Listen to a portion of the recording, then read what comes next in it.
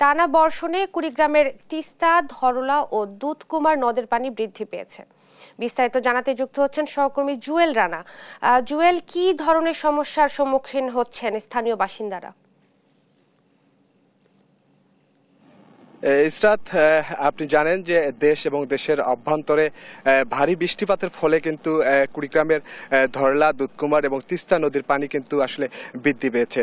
পানি বৃদ্ধি পেলেও কিন্তু ধরলা এবং দুধকুমার নদের পানি বিপদসীমার অনেকটা নিচ দিয়ে আসলে প্রবাহিত হচ্ছে। এছাড়াও তিস্তার যে কাউনিয়া পয়েন্ট রয়েছে সেখানে কিন্তু বিপদসীমার 25 সেন্টিমিটার নিচ দিয়ে প্রবাহিত হয়েছে। এছাড়াও কিন্তু আমি কুড়িগ্রামের যে আবহাওয়া অফিস রয়েছে আমি সেখানে কথা বলেছি। সেখানকার দায়িত্বরত কর্মকর্তা সুবল চন্দ্র সরকার তিনি আমাকে জানিয়েছেন গত 4 দিন ধরে কুড়িগ্রামে টানা বৃষ্টি হয়েছে। বৃষ্টি 192 সেন্টিমিটার বৃষ্টিপাত হয়েছে, যার ফলে কিন্তু এখানকার যে শ্রমজীবী মানুষ বা দিনমজুর শ্রেণীর মানুষজন রয়েছে তারা কিন্তু এই বৃষ্টির কারণে কিন্তু তারা একটু বিপাকে পড়েছে। এছাড়াও কুড়িগ্রামের আমি এই মুহূর্তে রয়েছি ধরলা নদীর যে সেতু পয়েন্ট রয়েছে সেই সেতু পয়েন্ট এলাকায়। এখানে কিন্তু কদিন আগেও কিন্তু নদীর মাঝে চর ছিল, সে চরটি কিন্তু দুদিন ধরে পানি বৃদ্ধির ফলে কিন্তু আসলে চরগুলো তলিয়ে গেছে।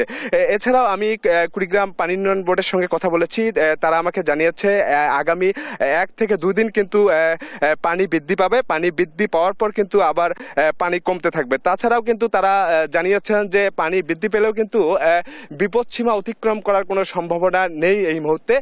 এছাড়াও এই যে পানি বৃদ্ধির যে খবরটি এটি হওয়ার পর কিন্তু নদ নদীর অববাহিকার যে কৃষকরা রয়েছে, আমন চাষি যারা রয়েছে তারা কিন্তু একটি দুশ্চিন্তায় পড়েছে। এছাড়াও খামারবাড়ি কুড়িগ্রামের যে কৃষি সম্প্রসারণ অধিদপ্তর রয়েছে আমি সেখানকার উপপরিচালকের সঙ্গে কথা বলেছি, তিনি জানিয়েছেন যে বৃষ্টিপাতের ফলে কিন্তু কুড়িগ্রামের যে আমন আবাদ রয়েছে এই আমন আবাদের একটা বড় উপকার হয়েছে এবং তারা ভাবছেন যে 1 মাস আর আমন নিয়ে আসলে কোনো চিন্তা করতে হবে না।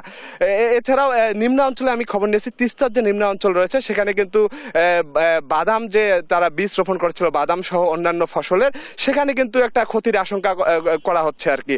এই ছিল আসলে কুড়িগ্রামের ধরলা নদীর পাড় থেকে সর্বশেষ পরিস্থিতি। ইসরাত, আপনাকে ধন্যবাদ।